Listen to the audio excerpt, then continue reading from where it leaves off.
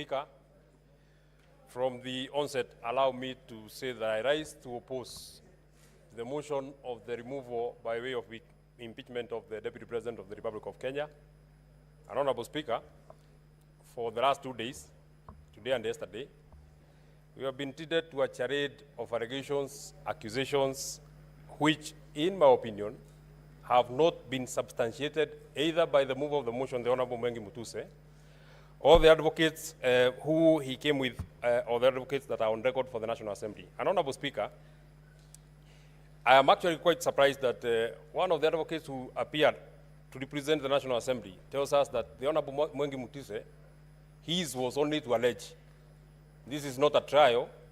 He didn't have to substantiate. He only needed to allege, and out of the allegation, then it should be carried, and we need to remove Honorable Deputy President from office. Honorable Speaker, looking at the evidence that the Honorable Mwengi Mutuse put in his motion, and the cross-examination that was here, the evidence that he brought to the House, he had 22 companies that he had listed.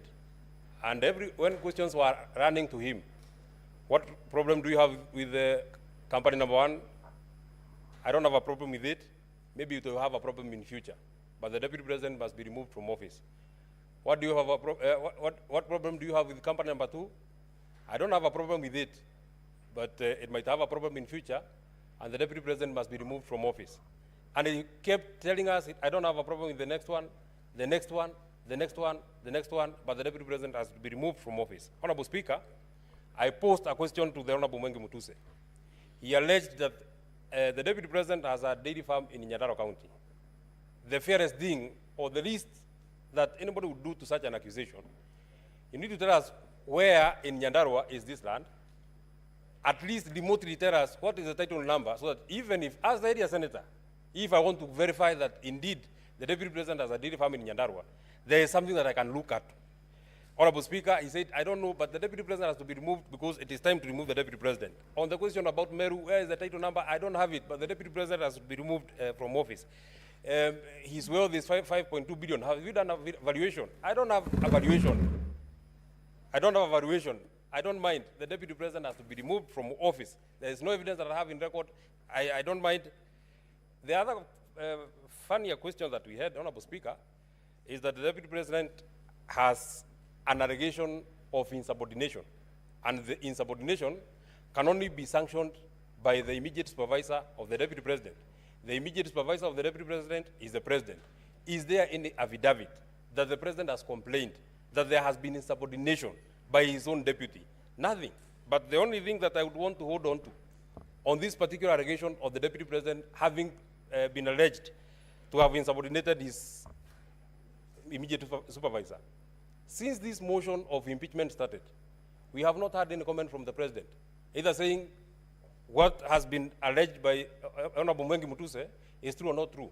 So I want to believe that beyond the owner of the motion of the Honorable Mwengi Mutuse, the President is the bigger owner, because he has not denied that this is there has been an insubordination.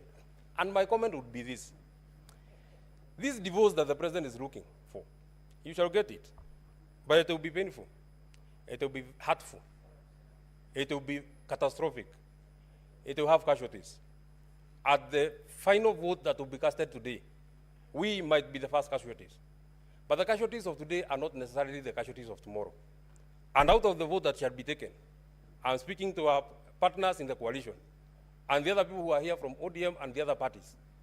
This vote that you shall take today, it is not in vain that the senator for Nyandarua, it is not in vain that the senator for Kiambu, it is not in vain that the senator for Muranga, it is not in vain that the senator for Laikipia, it is not in vain that the senator for Kirinyaga, with strict instructions from the people who elected this government, have told them to come and oppose the motion that is on this floor of the House. Honorable Speaker, I'm being disrupted. The point that I wanted to make is, it is not in vain that we have been instructed not to sanction this divorce. But if it comes, we shall take it in our strides. I want to tell the people who are here, the vote that you shall cast here, we shall not put it in our minds. We shall put it in our hearts. The people of the region that I have mentioned are at their lowest. We are calling on the senators who are here. it is time to stand with us. Finally, this motion had to be processed in a haste. We had to try a man in hospital because the only crime that Gachagua has committed is a political crime. So he had to be removed out of the way, whatever it will take, whether he's in hospital, whatever it will take, he has to get out of the way. That can only happen if it has the direct sanctioning of the President of the Republic of Kenya, His Excellency William Samoei Ruto.